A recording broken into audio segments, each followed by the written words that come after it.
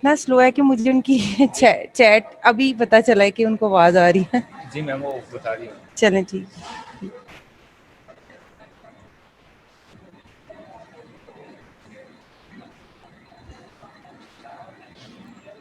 मैं वो दूसरा लेक्चर खोल रही हूँ, अब मैं कर जी लूंगी मैम। इसको, ठीक है।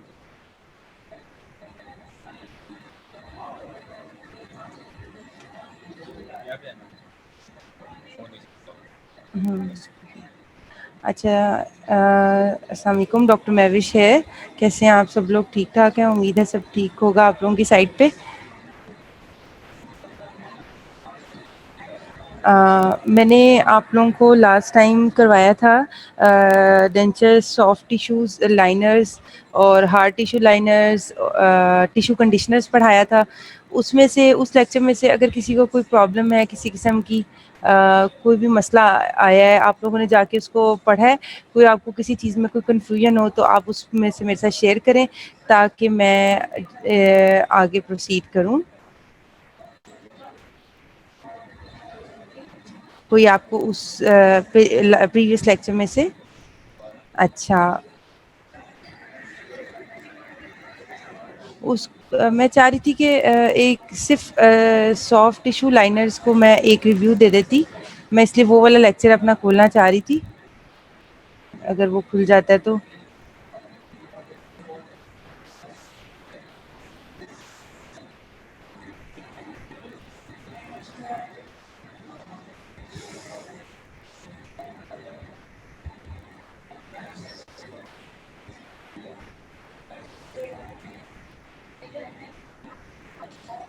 उसमें हमने सबसे पहले जो पढ़ा था वो मैंने आपको पढ़ाया था, उसमें से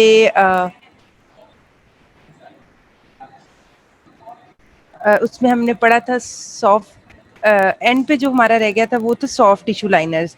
उसमें मैंने आपको बताया था कि वो उसमें दो तरह की वो आ जाते हैं, टेम्पररी भी और परमानेंट भी आ जाते हैं। टेम्पररी जो है वो उससे बहुत ज़्यादा मैच करते हैं जो टिश्यू कंडीशनर्स हैं, ठीक है। और जो परमानेंट हैं उनका जो है वो डिफर करते हैं टिश्यू कंडीशनर से। टेम्पररी सॉफ्ट लाइनर्स जो हैं are very similar to tissue conditioners and these materials are not as soft as the tissue conditioner immediately after setting, but they retain their softness uh, for longer, taking up to a month or two to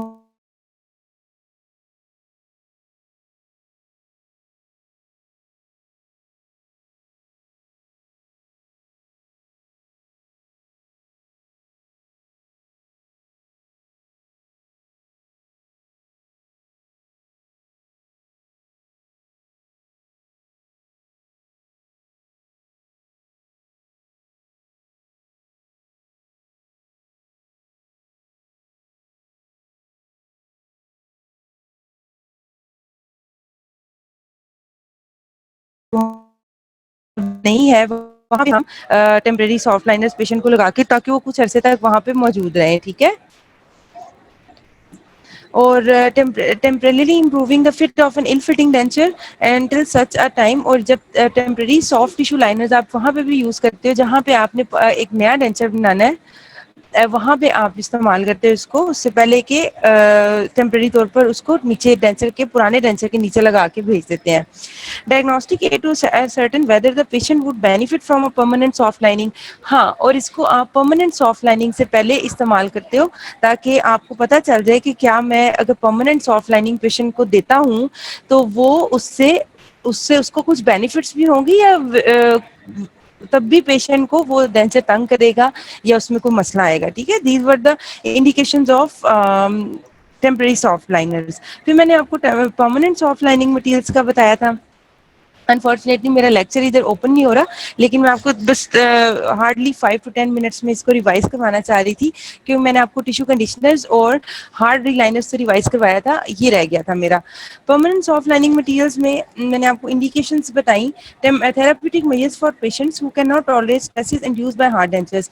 वो patient जो hard dentures को बिल्कुल बर्दाश्त नहीं कर सकते, उन patients में हम ये जो है permanent soft lining materials use करते हैं। Management treatment of edentulous patients with chronic pain, soreness or discomfort due to prolonged contact between rigid denture base. और कुछ patients जिनके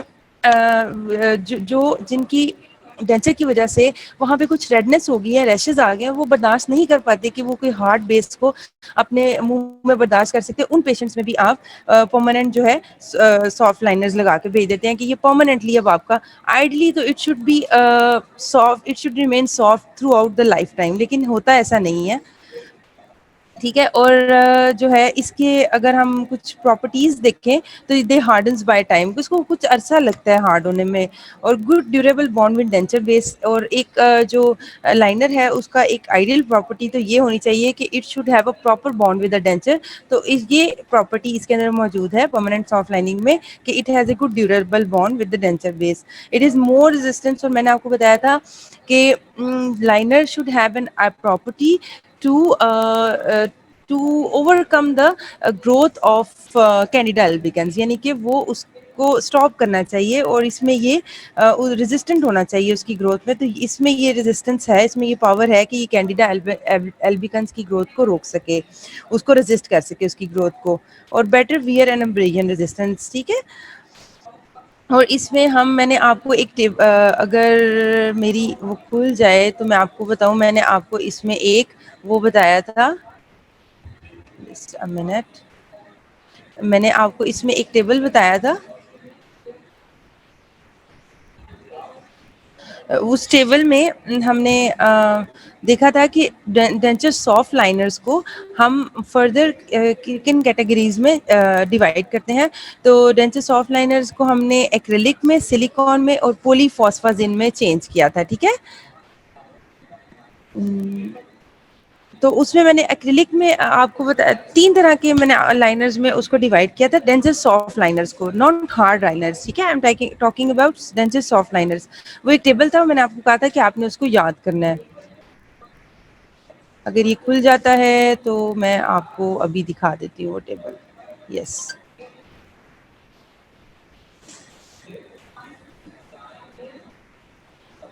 उसमें मैंने आपको बताया था कि जो एक्रिलिक है उसको फर्दर हम चेंज करते हैं कोल्ड क्योर में और हीट क्योर में। ठीक है।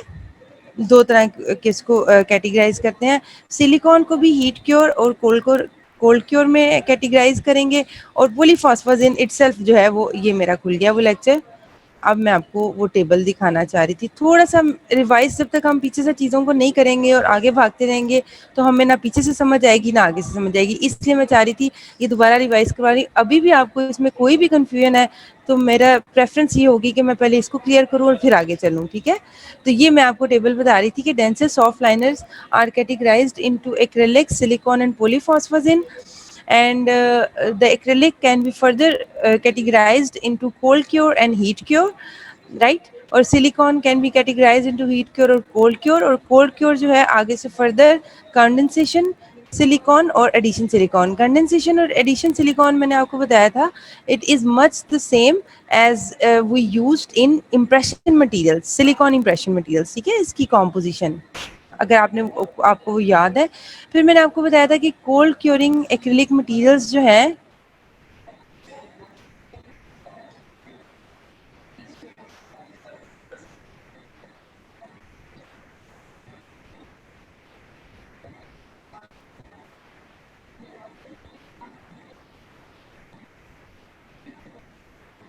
कोल्ड क्योरिंग एक्रिलिक मटेरियल्स जो है वो चेयर साइड रीलाइनर है। या आप उसको क्लिनिक में पेशेंट के अप्लाई करते हो और जैसे आपने हार्ड रीलाइनर्स को अप्लाई किया था। कोल्ड क्योर की मैं बात कर रही हूँ, not heat cure. Heat cure का जब वर्ड आ गया तो इट मीन्स कि वो लेबोरेटरी प्रोसेसिंग होगी उसकी फर्दर। ठीक है।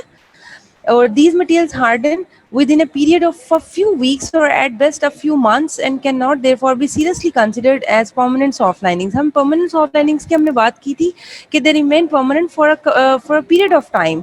तो जो cold cure acrylic materials हैं आप इसको permanent नहीं use कर सकते क्योंकि they get hardens with passage of time or week or few. ठीक है। तो इसको हम टेम्पररी सॉफ्ट लाइनिंग कहेंगे। The chemical composition is similar to heat activated. Chemical composition तो हीट एक्टिवेटेड से ही सिमिलर होती है, सिर्फ एक्टिवेटर को छोड़ के। ठीक है। अगर हम heat cure long term lining materials की बात करें तो ये परमानेंटली सॉफ्ट रहते हैं, काफ़ी अर्से तक ये सॉफ्ट रहते हैं. The heat curing materials are processed in the laboratory and are normally apply to a new denture at the time of production. जब नया डेंचर बनने जाता है उसी टाइम आप इसके साथ अप्लाई कर देते हो उन पेशेंट्स में जिनमें मैंने आपको बताया था कि वो हार्ड बेस को बर्दाश्त ही नहीं कर सकते. इसकी फिर मैंने आपको ये कॉम्पोजिशन बताई थी और फिर मैंने आपको इसका प्रोसीजर बताया. सिलिकॉन के बारे में मैंने आपको बताया कि it is much similar to those silicone materials that have started in impression materials. ठीक है. और इसका जो आगे हम इसको कंडेंसेशन में और एडिशन में चेंज इसको हमने इसको डिवाइड किया था. तो कंडेंसेशन में इसकी पेस्ट और लिक्विड फॉर्म में होता है ये, अगर आप इधर से देखें. ठीक है. और उसका भी मैंने आपको प्रोसीजर बताया था कि हम इम्प्रेशन लेते हैं और किस तरह उसको आर्टिकुलेटर के ऊपर लगाते हैं और वहाँ पे इसको अप्लाई करते हैं. ठीक है. एडिशन जो है वो आता है कार्ट्रिज गन सिस्टम में आता है, ऐसे ये जैसे आप पिक्चर में देख रहे हो. The addition curing silicones have only recently become available. They are applied as two paste which are proportional and mix using a cartridge gun system. ये हाईली रेजिलियंट होते हैं, retain softness and elasticity, low tear and abrasion resistance. इसकी आप property in ये properties आपने इस तरह याद करनी है कंपैरिजन कर करके. ठीक है. फिर आपको मुश्किल नहीं होगी. स्क्रीन रुकी हुई है. महानूर आप देखिए मैं स्लाइड नंबर 36 में हूँ, अगर आपको वो नज़र आ रही है. Slide number 36. स्लाइड नंबर 2 आ रही है. 2 वो सोल्डरिंग की आ रही होगी, मैं आपको करवा रही हूँ. ठहर मैं दोबारा से शेयर करती हूँ स्क्रीन को. हाँ जी, अभी देखिए स्लाइड नंबर 36 शो हुई है आपको.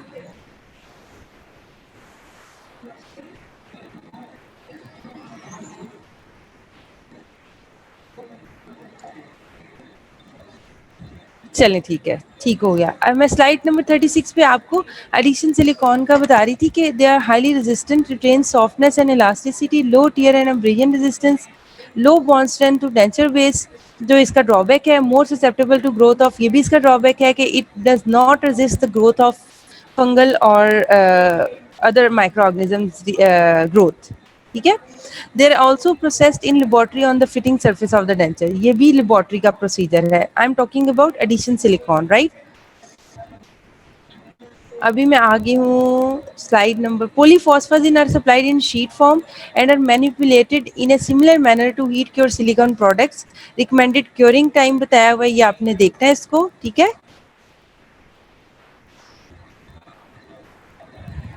फिर हमने इन कंपैरिजन थोड़ी सी प्रॉपर्टीज़ की बात की थी कि the silicones have good elastic properties and retain their shape after setting despite being subjected to masticatory loading. ठीक है. अगर हम एक्रिलिक मटेरियल्स की बात करें तो दे आर ठीक हो गया, ठीक हो गया मुझे. Acrylic materials are viscoelastic and gradually become distorted.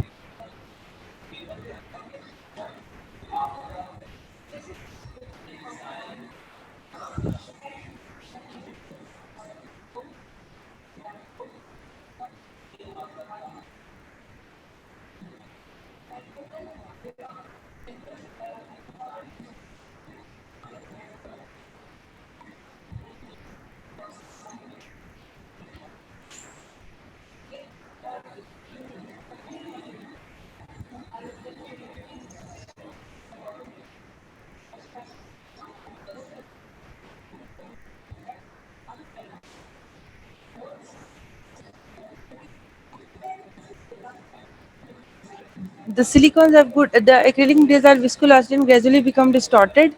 There is a tendency for the materials to flow away from areas of greater stress during causing the cushioning effect to be lost. मतलब ये acrylic materials की एक drawback है कि वो areas of greater stress से लो की तरफ मूव करता है, जिसकी वजह से उसका कुशनिंग इफेक्ट जो है विद पैसेज ऑफ टाइम खत्म भी हो जाता है. अच्छा, ये एक आपका एमसीक्यू क्वेश्चन आता है. The thickness of soft lining of 2 to 3 millimetre is required for adequate cushioning effect, right.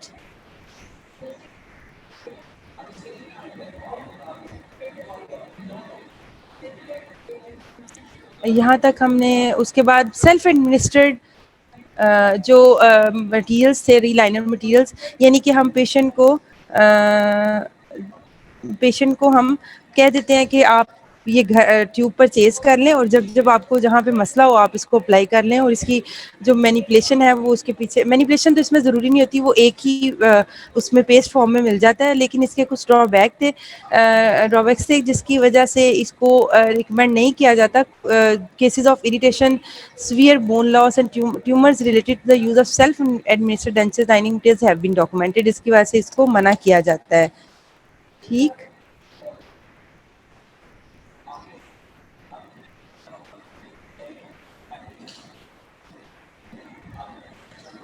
ये हो गया। अच्छा जी, ये तो था हमारा सारा रीलाइनर्स। मुझे उम्मीद है कि आपको इंशाल्लाह इसमें अभी कोई मसला नहीं होगा। इसको बड़े अच्छे तरह से आपने इसको इस तरह याद करना है कि आपने कंपैरिजन में इसको लिख लेना। आप अपने एक रजिस्टर लें, उसमें तीनों का कंपैरिजन बना के तीनों की प्रॉपर्टीज़ के सबसे पहले तो आप आइडियल प्रॉपर्टीज़ एक लाइनर की क्या होनी चाहिए, आइडियल प्रॉपर्टीज़ क्या होनी चाहिए, ठीक है। उसके बाद फिर आप उन तीनों को सामने रखें और देखें कि जो है वो क्या मसला है उसका, उस सॉफ्ट टिश्यू लाइनर का क्या प्रॉब्लम है जो हार्डी लाइनर्स में नहीं है, हार्डी लाइनर्स का क्या एडवांटेज है जो सॉफ्ट लाइनर में नहीं है, ठीक है। इस तरह से आपने इसको याद करा। दैट्स ऑल फ्रॉम डेंचर री लाइनिंग मटीरियल्स। अच्छा, आज जो हमारा मैं आप जो लेक्चर जो हमने स्टार्ट करना है आज, जो हमने वो है सोल्डरिंग, ठीक है। जो हमारा आज का टॉपिक है दैट इज सोल्डरिंग। सोल्डरिंग से आपको क्या समझ में आता है? सोल्डरिंग का मतलब होता है किसी चीज़ को जोड़ना, ठीक है। सोल्डर, एक बॉन्ड बना देना। और होता ये है कि डेंटिस्ट्री में हमें काफ़ी चीज़ों को जो है वो आपस में कनेक्ट करना पड़ता है, उनको जोड़ना पड़ता है, ठीक है। और उसमें हम इस लेक्चर में देखेंगे सोल्डरिंग, सोल्डरिंग के लिए mind map for soldering, soldering materials कौन से यूज़ होते हैं, और कास्टिंग एंड सोल्डरिंग फ्लक्सेस क्या होते हैं, ठीक है। इसमें हम इन चीज़ों को कवर करेंगे। Sometimes two pieces of metals have to be joined together। metals की मैं बात कर रही हूँ। as and in case of large span bridges or splints which are cast in a number of separate units and are joined together, ठीक है। कई दफ़ा ये होता है कि हम बहुत जो बड़े ब्रिज होते हैं उसके डिफरेंट पार्ट्स को अलग अलग से कास्ट करते हैं और फिर उसको असेंबल करना होता है, आपस में उनको आपस में जोड़ना होता है, तो वो through the process of soldering. तो अगर हम सोल्डरिंग को डिफाइन करें तो ये मैं आपको बताती हूँ सोल्डरिंग की डेफिनेशन। अगर हम देखें द प्रोसेस ऑफ, मुझे कोई मैसेज आ रहा है, मैं पढ़ नहीं पा रही मैम। चैप्टर ओके, ये है, मैं आपको अगर फिलिप्स में से बताऊं, dental casting and metal joining, और ये चैप्टर नंबर है, हाँ मुझे आपको पहले चैप्टर नंबर ही बताना चाहिए था। ये आप देखिए chapter number 16, dental casting alloys and metal joining. Metal joining means soldering, right.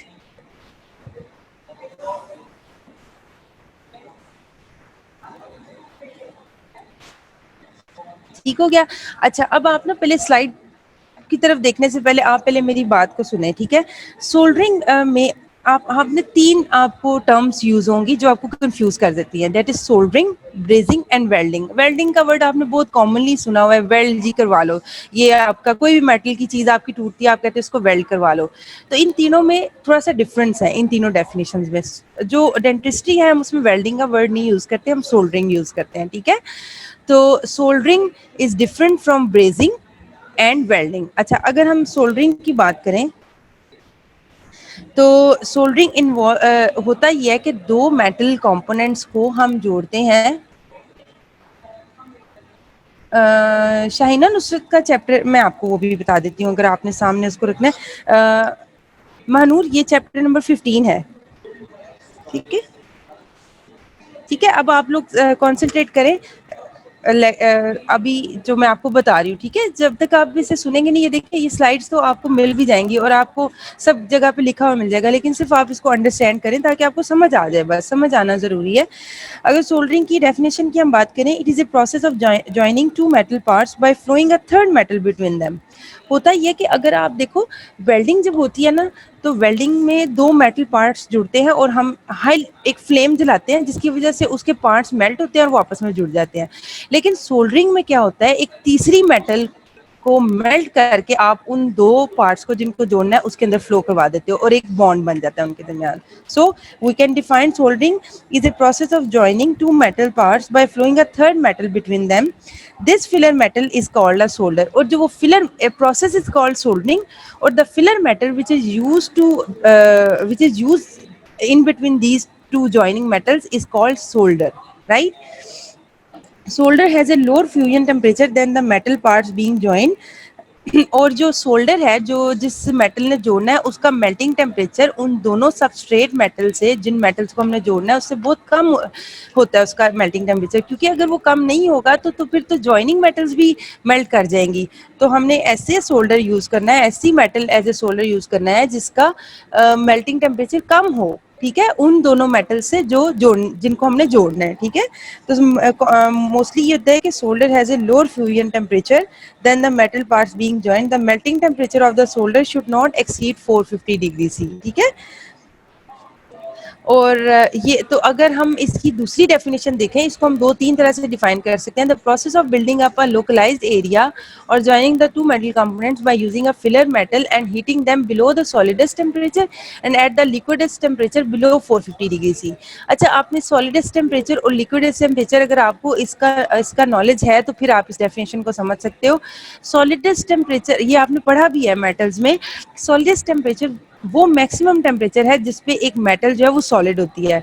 उसके बाद अगर आपने उससे ज्यादा एक्सीड करना शुरू कर दिया तो वो सॉलिड जो है वो लिक्विड में चेंज होता जाता है। तो वो maximum temperature at which the metal is a solid is called solidus temperature and at the liquidus temperature, और liquidus temperature वो maximum temperature है, maximum temperature जिसपे सारी metal जो है वो melt हो चुकी हुई है, ठीक है। तो it is called liquidus temperature। तो जो होता ही है कि bye using a filler metal, ऐसी फिलर मेटल जिसका जो लिक्विडस टेम्परेचर हो वो 450 डिग्री सी से कम हो। मैंने आपको बताया कि उसका फ्यूजन टेम्परेचर कम होना चाहिए। तो अगर ये फिलिप्स की डेफिनेशन है, बेसिकली तो हम ये कहते हैं कि आप फिलिप्स से इसकी डेफिनेशन को याद करें, ठीक है। ऑन द अदर साइड अगर हम देखें तो व्हाट इज ब्रेजिंग, सॉरी ये ब्रेजिंग है, BRA, ठीक है। ब्रेजिंग ये होता है इसमें डिफरेंस सिर्फ ये आ जाता है कि ब्रेजिंग में जो सोल्डर मेटल है उसका फ्यूजन, उसका जो लिक्विडस टेम्परेचर है वो 450 से अबव होता है और सोल्डरिंग में वो 450 से कम होता है। बस ये इसका फर्क है, ठीक है। और अगर हम ब्रेजिंग को मैं आपको डिफाइन करूं, अब आप सुने, the soldering and brazing processes, ये दोनों प्रोसेस जो हैं involve the metallic components to be joined. इनमें 2 सबस्ट्रेट मेटल्स होंगी, एक फिलर मेटल होगी, फ्लक्स होगा और हीट सोर्स होगी। The primary difference between soldering and brazing is that brazing requires a heating temperature above 450 degree C and soldering is conducted below the temperature, ठीक है। आप सिर्फ इसको सिंपल वर्ड्स में याद करो कि ब्रेजिंग में जो टेम्परेचर, हीट टेम्परेचर हमें रिक्वायर्ड है वो 450 से ऊपर होना चाहिए और जो सोल्डरिंग होगा उसमें टेम्परेचर जो है वो 450 डिग्री से बिलो होगा, ठीक है। हीटिंग टेम्परेचर आप कह लो अगर आप इसे सिंपल वर्ड्स में कहोगे। आपको सोल्डरिंग और ब्रेजिंग की समझ आ गई। तीसरी टर्म जो मैंने यहाँ पे उसका जिक्र अभी एंड पे करूंगी, वेल्डिंग मैंने यूज की। वेल्डिंग का जो डिफरेंस आ जाता है वो जो इन दोनों से आ जाता है उसमें ये होता है कि उसमें हम ये जॉइनिंग मेटल नहीं यूज करते, इसमें वो जो दोनों सबस्ट्रेट मेटल्स है वही उन्हीं को इस्तेमाल किया जाता है जोड़ने के लिए, ठीक है।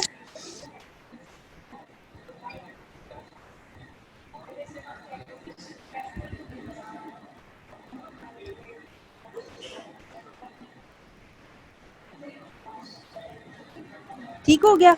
तो हम वेल्डिंग जो है, वेल्डिंग सोल्डरिंग और ब्रेजिंग से इस तरह डिफर करती है कि उसमें हम वो जो है नहीं सोल्डर यूज नहीं करते, आप कह लें। द जॉइनिंग ऑफ 2 और more metals by applying heat pressure और both without a filler metal to produce a localized union across the interface through fusion और diffusion.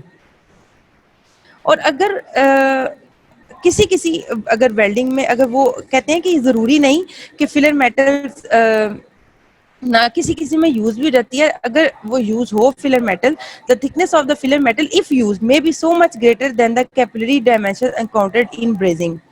Usually no filler metal is use in welding. अगर आप ज्यादातर देखो तो welding में हम filler metals को यूज नहीं करते, ठीक है।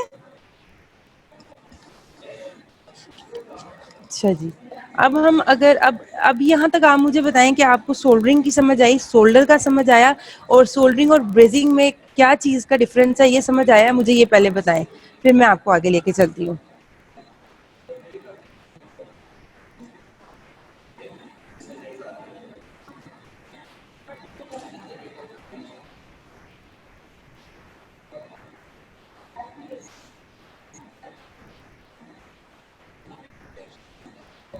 अच्छा जी, चलें ठीक है। अभी हम थोड़ा सा हमने जब भी कोई मटेरियल स्टार्ट करना होता है, हमें सोल्डरिंग मटेरियल्स बेसिकली जो हमने करना है वो सोल्डरिंग मटेरियल्स के ऊपर बात करनी है कि कौन कौन से सोल्डरिंग मटेरियल्स डेंटिस्ट्री में यूज़ होते हैं, ठीक है। अगर इसकी हिस्ट्री पे हम बात करें तो गोल्ड सोल्डर्स यूज़ होते थे पहले किसी ज़माने में, ठीक है।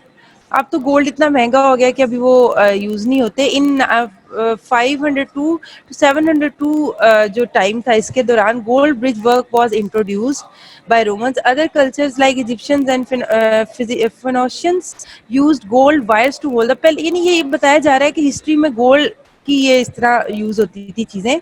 Letter as the use of metals came into dentistry, so then the techniques of soldering. पहले सोल्डर्स के तौर पे गोल्ड भी यूज होता था, जब जैसे जैसे मेटल इंट्रोड्यूस हुई तो जो है गोल्ड सोल्डर्स भी रिप्लेस हो गए विद मेटल्स, ठीक है, क्योंकि वो बहुत प्रीशियस मेटल है, हम उसको नहीं यूज कर सकते कॉमनली। ये टॉर्च जो हम यूज करते हैं इसके पे हम बात करेंगे जब हम सोल्डर को इन डिटेल पढ़ लेंगे, ठीक है। तो अभी आप ना, अब आप थोड़ा सा देखो कि मैं आपको पहले कंपोनेंट्स बताना था। अच्छा जी, सोल्डरिंग में अब हम उसको कितने पार्ट्स में हम उसमें, यानी हमारे उस प्रोसीजर में क्या क्या यूज होता है। उसमें सबस्ट्रेट मेटल यूज होंगी, उसमें एक joining metal which is called solder use होगा, फ्लक्स यूज होते हैं, फ्लक्स मैं आपको बताऊंगी क्या होते हैं, और एक हीट सोर्स होती है कि आपने हीट किस किस सोर्स से दी है, कि ठीक है वो टॉर्च है या डायरेक्ट हीटिंग सिस्टम है, क्या सोर्स है उसका, ठीक है। तो सबस्ट्रेट मेटल के ऊपर अभी हम आते हैं। सबस्ट्रेट मेटल से आपको क्या समझ में आता है? सबस्ट्रेट मेटल वो है जिसको हमने जोड़ना है, ठीक है। वो कोई भी कनेक्टर है, कोई भी डेंसिस का पार्ट है, ठीक है, जिसको आपने करना है। तो original pure metal that is prepared for joining two other substrate metal और अलॉय, उसको किसी और मेटल से आपने जोड़ना है या अलॉय से जोड़ना है। उसमें गोल्ड बेस्ड अलॉयज भी हो सकती हैं, बेस मेटल अलॉयज भी हो सकती हैं। देखो डेंसिस किस किस मेटल का बनता है वो, या कोई भी चीज़ है, या क्लैस्प है, कोई भी हमारा प्रोसेस यूज हो रहा है वो गोल्ड बेस्ड है या बेस मेटल अलॉयज उसमें यूज हुए हैं, ठीक है। कंपोजिशन जो है determines melting range, oxide formation और wettability of the substrate by the molten alloy. Composition जो है सबस्ट्रेट की वो बड़ा इंपॉर्टेंट है ये डिटरमिन करने के लिए कि वो उसके ऊपर कितनी इम्प्योरिटीज होंगी, ठीक है, और उसकी वेटेबिलिटी कितनी होगी विद द सोल्डर। यानी कि देखें, आपने कोई भी चीज़ अगर जोड़नी है ना तो उसके ऊपर ना इम्प्योरिटीज नहीं होनी चाहिए, ठीक है। उसके अंदर ये एबिलिटी होनी चाहिए कि उसके ऊपर वो जो हमने मोल्टन मेटल, वो जो हमने मेल्ट करके मेटल जिससे जोड़ना है वो फ्लो कर सके, ठीक है। तो ये कंपोजिशन बताती है कि इस पे कितनी, इस मेटल सबस्ट्रेट मेटल के ऊपर कितना इसका वो होगा, इम्प्योरिटीज होंगी, ऑक्साइड फॉर्मेशन होंगे, और इसकी वेटेबिलिटी यानी कैपेबल कितना है ये कि उसको अपने ऊपर फ्लो करवा सके। ये उसकी कंपोजिशन सबस्ट्रेट मेटल की डिटरमिन करती है। मेल्टिंग रेंज भी इसमें इंक्लूड है। ठीक हो गया, सोल्डरिंग का हमने सबस्ट्रेट को पढ़ लिया। सोल्डर का मैंने आपको बताया कि सोल्डर वो है जिससे हम जोड़ते हैं। उसके बाद अब फ्लक्स रह गया, अब फ्लक्स पे बात करते हैं।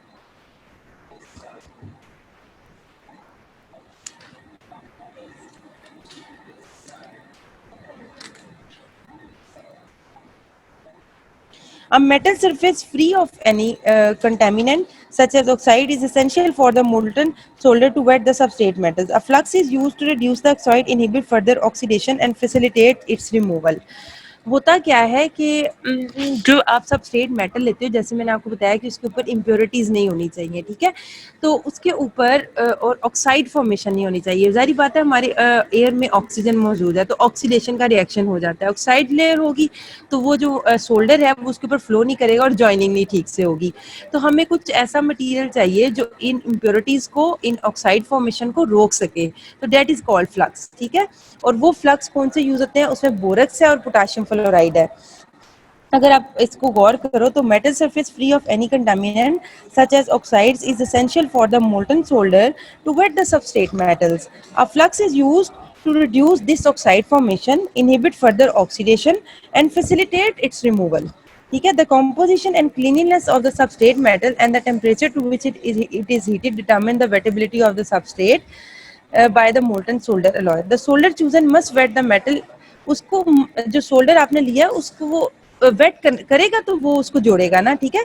देर आर 3 टाइप्स ऑफ फ्लक्सेस. अगर हम ये तो मैंने आपको बता दिया ना, फ्लक्स हम यूज कौन से करते हैं, बोरक्स यूज करते हैं पोटेशियम. लेकिन सरफेस प्रोटेक्शन के तौर पे भी एक फ्लक्स यूज होता है that covers the metal surface and prevents access to oxygen. एक तो ये है कि आप इसको किसी चीज से कवर कर दो और उस मेटल का एयर के साथ वो ही ना हो, एयर के साथ उसका कांटेक्ट ना हो तो ऑक्सीडेशन रुक जाए, ठीक है. एक तो ये हो सकता है, या फिर कोई रिड्यूसिंग एजेंट हो जो ऑक्साइड जो रिड्यूस कर दे उन ऑक्साइड्स को जो बन गए हैं मेटल सरफेस के ऊपर, या फिर सॉल्वेंट हो, dissolve any oxide present and carries them away, ठीक है. तो ये बोरक्स और पोटेशियम फ्लोराइड में ये जो है मौजूद है, ये एबिलिटीज मौजूद हैं कि वो इसको क्लियर कर सके इसकी सरफेस को, so that the solder can flow over the joining metals. Flux समझ आया आपको? ठीक है. तो सबसे पहले हमने सबस्ट्रेट मेटल्स पढ़ी, फिर हमने देखा कि सोल्डर क्या होता है और फ्लक्स देखा. अब हम हीट सोर्स पे भी एंड पे बात करेंगे. अच्छा, अब बोरक्स फ्लक्स की उन्होंने कॉम्पोजिशन बताई हुई है. उसमें बोरक्स ग्लास है, 55% dissolve copper oxides from the gold alloys. Boric acid है वो 35% है, aid in spreading of flux on the surface of hot metal. और सिलिका है, aids in holding the flux in position on the surface of the hot metal, ठीक है. ये इसकी composition और उसके आगे से फंक्शन बताए हुए हैं, ठीक है. ये आपने याद करना है, ठीक है. ये आपको आ सकता है कि बोरक्स फ्लक्स क्या होता है और फ्लोराइड फ्लक्स क्या होता है, ठीक है. और अगर हम फ्लोराइड फ्लक्स की बात करें तो पोटेशियम और अदर फ्लोराइड्स 50 to 60% होते हैं. इसमें भी बोरिक एसिड होता है, इसमें भी बोरक्स क्लास होता है और पोटेशियम और सोडियम कार्बोनेट होता है. ये कॉम्पोजिशन है दोनों फ्लक्सेस की. फ्लक्सेस इंपॉर्टेंट है, ठीक है. फ्लक्सेस क्या करता है कि उसकी वेटेबिलिटी को इंक्रीज करता है to remove the impurities and oxide formation on the substrate metal. बस इतना सा आपने ये इसको अपने जहन में रखना है.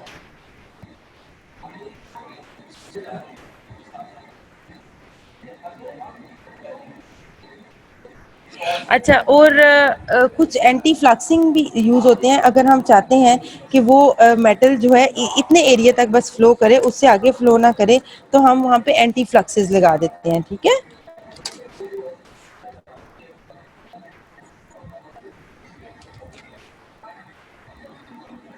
An anti-flux is a material which is spread on the metal in order to confine the solder and to restrict its flow beyond certain limits.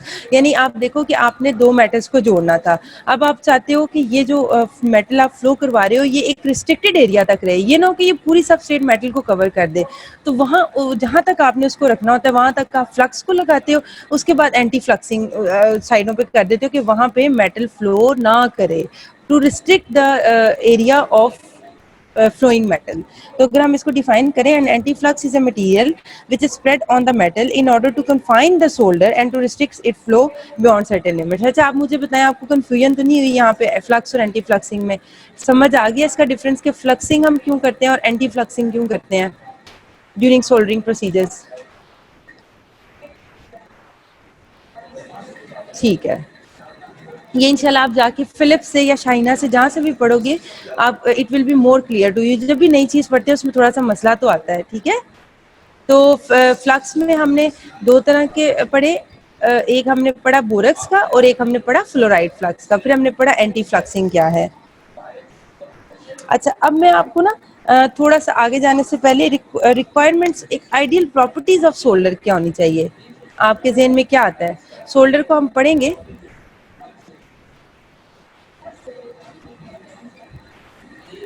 कि एक सोल्डर है उसकी जो है आइडियल प्रॉपर्टीज, अगर हम कहें कि जी हमें ये वाला सोल्डर यूज करना चाहिए, इसकी ये प्रॉपर्टीज हैं. आइडियल प्रॉपर्टीज एक सोल्डर की ये होनी चाहिए कि it should be resistant to tarnish and corrosion. ये तो आप अब जब भी देख लें कि आप मेटल, किसी भी मेटल की अगर बात करते हैं तो it should be resistant to tarnish. ये ना हो कि उसके ऊपर जंग लग जाए, जैसे ही पेशेंट लगा के जाए, चाहे वो प्रोस्थेसिस हो, चाहे वो सोल्डर हो, चाहे वो कोई भी चीज़ हो पेशेंट के मुंह में यूज होनी हो, तो उस पर वो नहीं आनी चाहिए. जंग नहीं लगना चाहिए, ठीक है। और fusion temperature range of solder should be at least 100 degree C below that of component metals. ये हम पहले भी इस पर बात कर सके हैं कि उसका जो फ्यूजन टेम्परेचर है वो कंपोनेंट मेटल से लो होना चाहिए, उसका मेल्टिंग टेम्परेचर लो होना चाहिए, ताकि वो जो बेस सबस्ट्रेट मेटल्स है ये ना हो कि हम हीट करें तो वो भी मेल्ट होना शुरू हो जाए, ठीक है।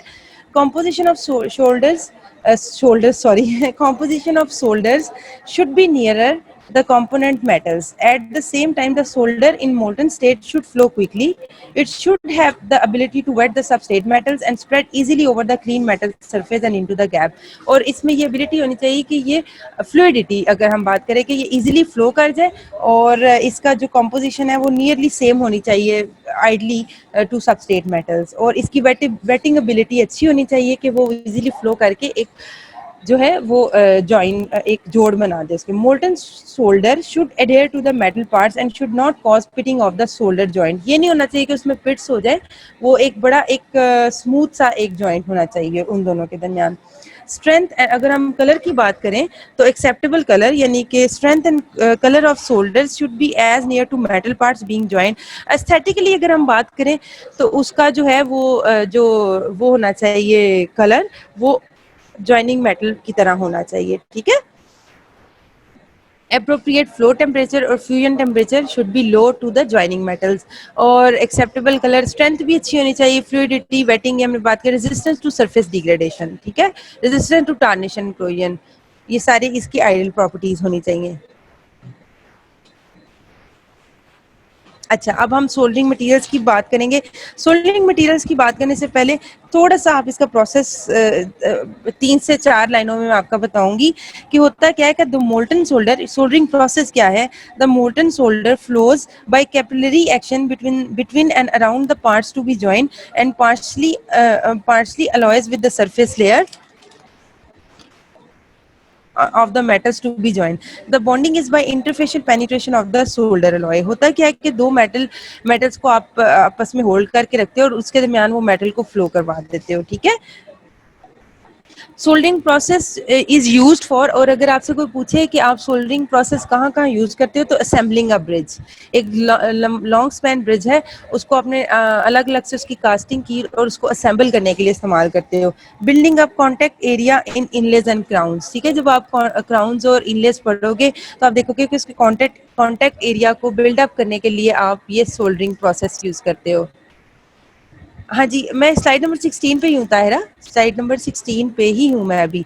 मैंने ये स्लाइड ऐड नहीं की थी कि मैं सोचा था कि मैं आपको एक्सप्लेन कर दूंगी ये चीज़ें ना, मुझे लग रहा था कि कुछ स्लाइड्स में मिसिंग है तो इसलिए आप बस सुनते जाओ मेरी बात को कि एक सोल्डरिंग प्रोसेस मैंने आपको बताया, ठीक है।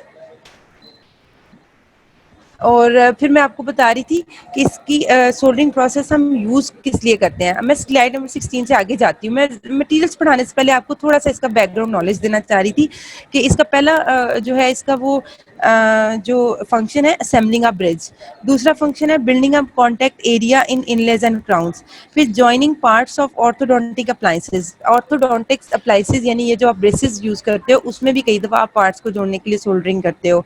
Joining components of cast partial लेंचेस, ठीक है, कास्ट पार्सल लेंचेस के कंपोनेंट्स को, ब्रिज के कंपोनेंट्स को, ऑर्थोडोंटिक अप्लायंसेस को और इनलेज और क्राउन्स को, यानी ये ऑपरेटिव में ऑर्थोडोंटिक्स में हर जगह पे ये सोल्डरिंग का प्रोसेस यूज होता है, ठीक है। फिर हमने देख लिया कि सोल्डर जो है उसकी क्या आइडियल प्रॉपर्टीज होनी चाहिए, ठीक है, उस पर बात कर ली। अब हम आ जाते हैं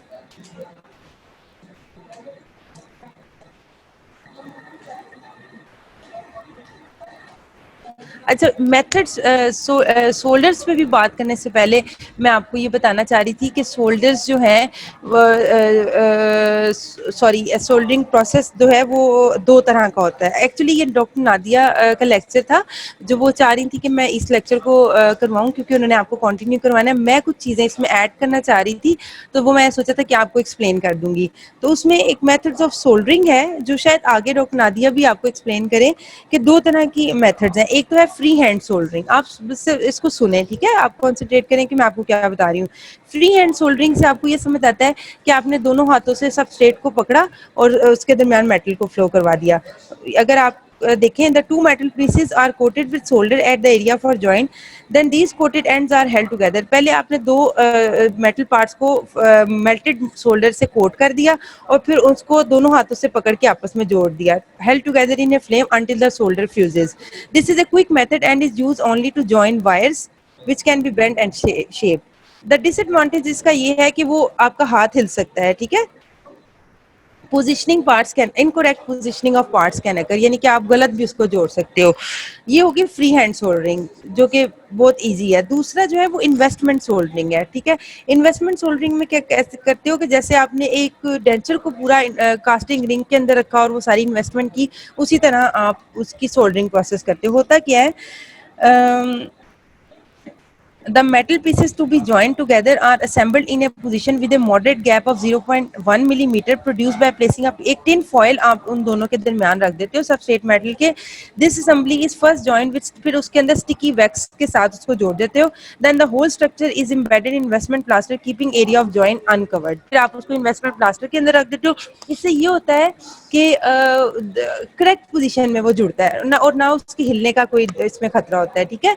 तो दो तरह की आपने जाके शायद शाहिना नुसरत में आपको मिलेंगे प्रोसीजर्स, फ्री हैंड सोल्डरिंग और इन्वेस्टमेंट सोल्डरिंग, ये आपने वहां जाके इसको देखना है। और once plaster investment plaster has set hard, the sticky wax and tin foil are removed by boiling water और pre heating and soldering is carried out as quickly as possible. फिर जब वो आप उस उधर से उसको बॉयल आउट कर दोगे तो उस जगह पे फिर आप सोल्डर मेटल को फ्लो करवा दोगे, ठीक है।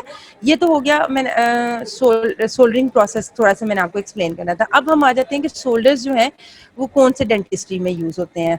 उसमें आ जाता है गोल्ड सोल्डर्स और सिल्वर सोल्डर्स, ठीक है। इनकी कॉम्पोजिशन हम देखेंगे और इसकी कुछ प्रॉपर्टीज देखेंगे।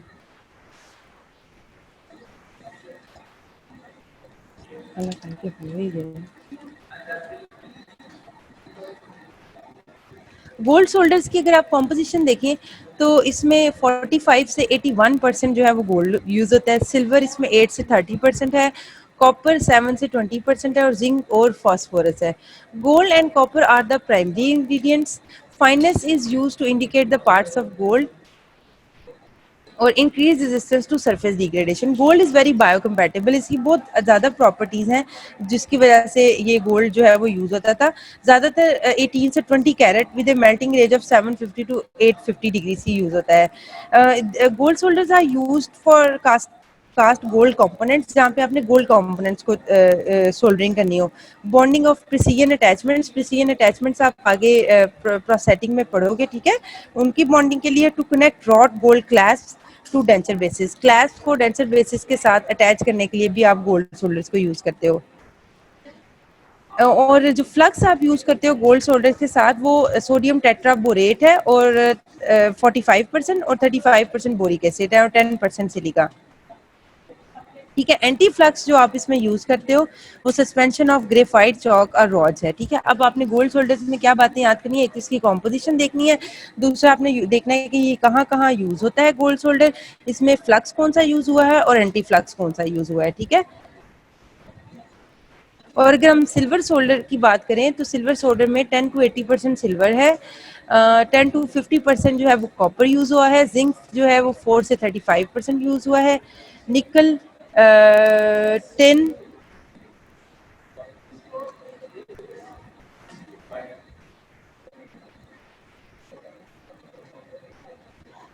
निकल टिन क्रोमियम और फास्फोरस है, ठीक है। It is use for soldering stainless steel and base metal alloys.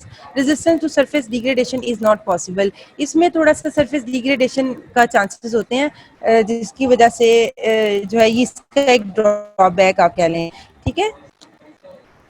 Flux जो इसमें यूज होता है वो potassium fluoride plus boric acid, ठीक है। उसमें जो गोल्ड सोल्डर में फ्लक्स यूज हुआ था वो 45% sodium tetraborate plus boric acid था, ये आपने डिफरेंस याद करना है। और जो सिल्वर सोल्डर्स में यूज होगा फ्लक्स वो fluoride flux with boric acid use होगा, ये इसका डिफरेंस हो जाएगा, इसकी कॉम्पोजिशन का डिफरेंस आ जाएगा। और एंटी फ्लक्स भी इसमें जो है, एंटी फ्लक्स हमने गोल्ड में बात की कि हमने सस्पेंशन ऑफ ग्रेफाइट चॉक और रॉड्स यूज करेंगे, ठीक है। मेल्टिंग रेंज हमने गोल्ड सोल्डर्स की बात की थी, जो मेल्टिंग रेंज है वो 750 से 850 के दरमियान है, जबकि जो सिल्वर सोल्डर में मेल्टिंग रेंज है, यानी उसको हम मेल्ट जो करते हैं to make it flow into the substrate metal, वो 700 से 730 डिग्री सी तक होगा, ठीक है।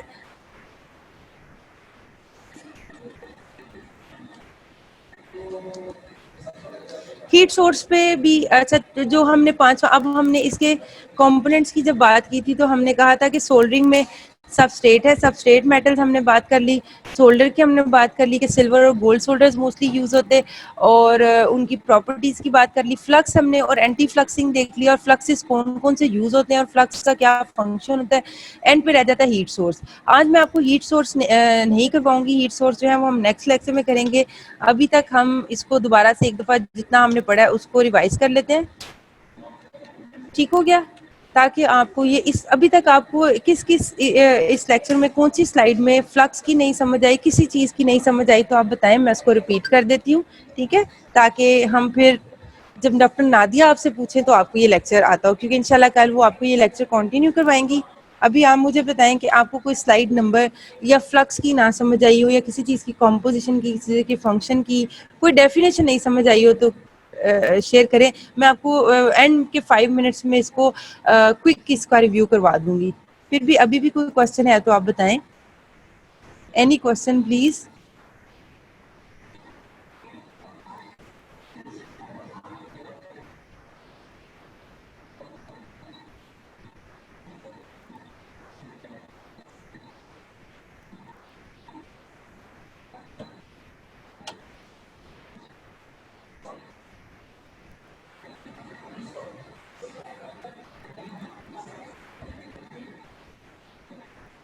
तहरीम कह रही है फ्लक्स रिपीट करने, ओके तहरीम मैं कर देती हूँ, मैंने अभी सारा रिपीट करवाना था। चले मैं आपको ना थोड़ा सा पहले बता दूं। अच्छा, अब सोल्डरिंग में एक प्रोसीजर है, उसमें सबस्ट्रेट मेटल्स होती हैं, सबस्ट्रेट मेटल्स वो होती हैं जिनको हमने ज्वाइन करना है, फिर एक सोल्डर होता है जिस वो मेटल जिससे हमने उन दोनों मेटल्स को जोड़ना है, फिर है फ्लक्स। अच्छा, अब फ्लक्स जो है ये वो चीज़ है कि जो सबस्ट्रेट मेटल्स के ऊपर अगर कोई भी कंटेमिनेंट्स हैं, कंटेमिनेंट ज़्यादा क्या होता है कि वो जो सबस्ट्रेट मेटल है वो एयर के साथ रिएक्ट करके ऊपर ऑक्साइड की एक लेयर आ जाती है, ये फ्लक्स जो है ये उस ऑक्साइड की लेयर को रिमूव करता है, क्योंकि अगर वो लेयर ऊपर होगी तो हमारा जो सोल्डरिंग मेटल है, जो जॉइनिंग मेटल है, वो फ्लो नहीं करेगी उनके ऊपर, जब वो फ्लो नहीं करेगी तो जॉइनिंग नहीं होगी। तो फ्लक्स का क्या काम है, to make the substrate metal, उसकी सरफेस को फ्री ऑफ एनी ऑक्साइड और एनी कंटेमिनेंट। समझ आया तहरीम आपको? तहरीम पूछ रही थी मुझसे फ्लक्स का कि फ्लक्स होता क्या है, फ्लक्स का फंक्शन क्या है, समझ आया तहरीम? अनम्यूट कर दें स्टूडेंट्स को ना, अनम्यूट कर दें।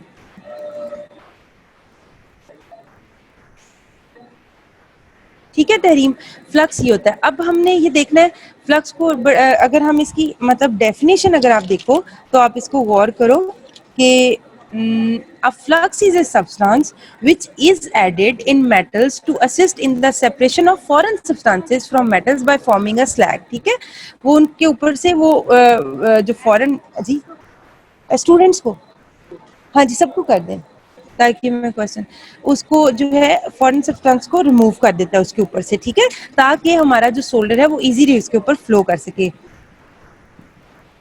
When metals or their alloys are heated to, होता क्या है कि जब हम मेटल को हीट करते हैं तो oxygen acts on the surface of the metal and converts into an oxide. जैसे मैंने आपको बताया कि जब हम हीट अप करते हैं तो वो मेटल रिएक्ट कर जाती है एयर की ऑक्सीजन के साथ और ऑक्साइड की लेयर बन जाती है, और जब भी मेटल के ऊपर ऑक्साइड की लेयर बनेगी तो सोल्डर उसके ऊपर फ्लो नहीं कर सकेगा, ठीक है।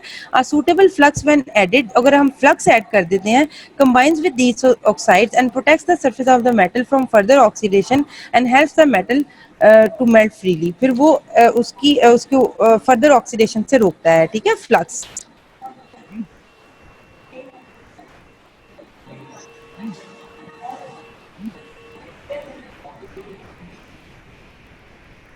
और फ्लक्स जो है वो मैंने आपको बताया था कि 3 तरह के जो फ्लक्स हैं हम यूज़ करते हैं।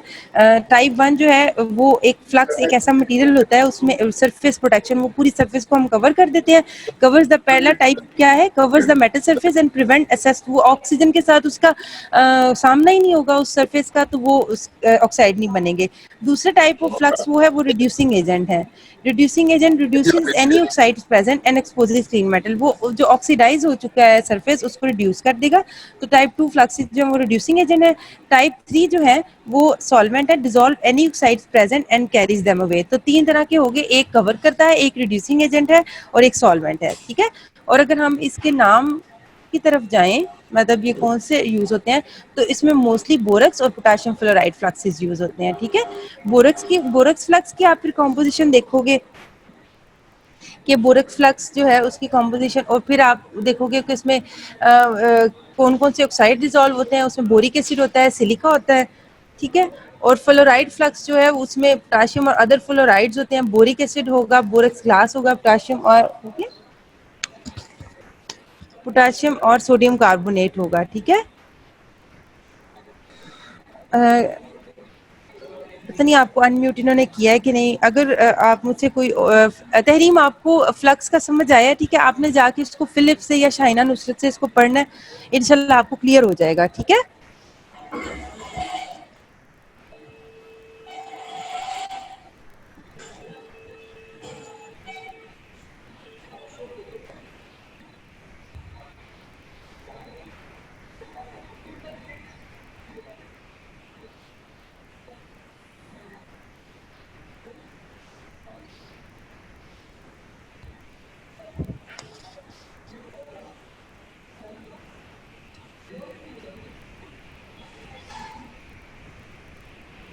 ठीक हो गया। अच्छा, और किसी क्लास में से किसी स्टूडेंट को किसी में ना समझ आई हो, सोल्डर की, फ्लक्स की, सबस्ट्रेट की, गोल्ड सोल्डर्स हैं उसकी कॉम्पोजिशन है, ठीक है। सिल्वर सोल्डर्स यूज होते हैं, गोल्ड सोल्डर्स कहाँ कहाँ यूज होते हैं, इसका मेल्टिंग रेंज क्या है, और ये इसका इसके यहाँ पे हमने मेंशन नहीं किया हुआ है कि ये कहाँ कहाँ यूज होता है, ठीक है। फिर सिल्वर सोल्डर्स हैं,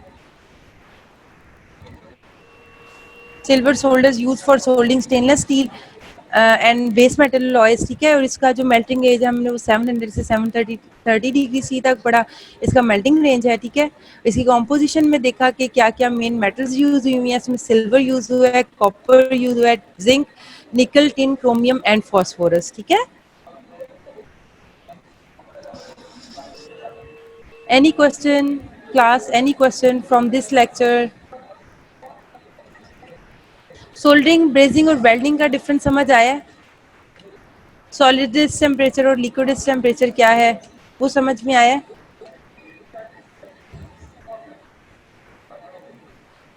चलें, ठीक है। इट मीन्स कि लेक्चर इजी था आज का, इसमें कोई बोरिंग तो नहीं था, कोई मसला तो नहीं मेरे बिहाफ पे या कोई?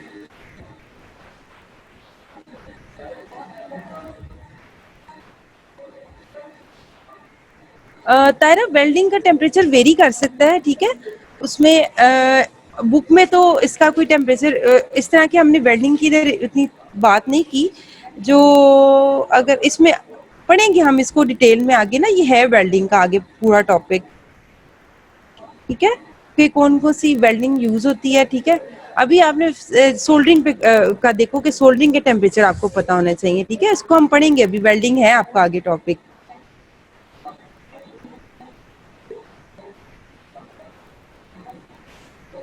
ब्रेजिंग में जो है वो liquid temperature above 450 degree C है, और फ्यूजन टेम्परेचर जो सोल्डर मेटल का है, और जो सोल्डरिंग है उसमें 450 डिग्री सी से कम है। ये आपने फिलिप्स में चैप्टर नंबर 14 आई थिंक मैंने आपको बताया, उसमें जाके आपने ज्वाइनिंग ऑफ मेटल एक टॉपिक है, ठहरे मैं आपको, हाँ जी, joining of dental alloys, page number 389 पे, उसमें बड़ा अच्छा तीनों में डिफरेंस बताया हुआ है। ये पूरा पैराग्राफ है क्लास 389 पेज ऑफ फिलिप्स। इसमें ये सोल्डरिंग, वेल्डिंग और ब्रेजिंग का डिफरेंस और बड़ा आसान अल्फाज में बताया। आपने यहाँ से ये पैराग्राफ देखना है जाके इसको, ठीक है, पेज नंबर 389।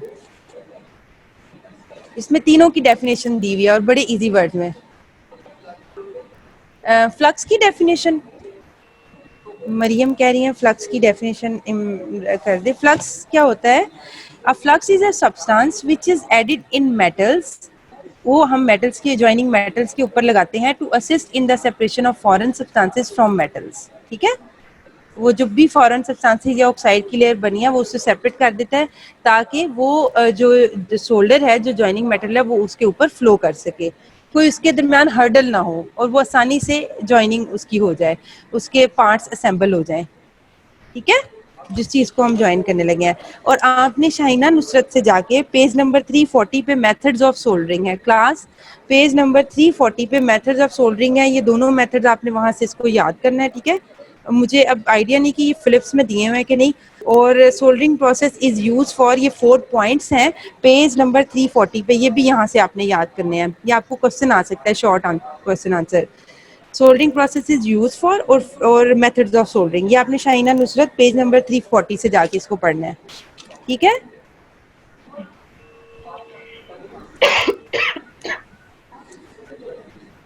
चलें चले ठीक है, thank you very much for listening.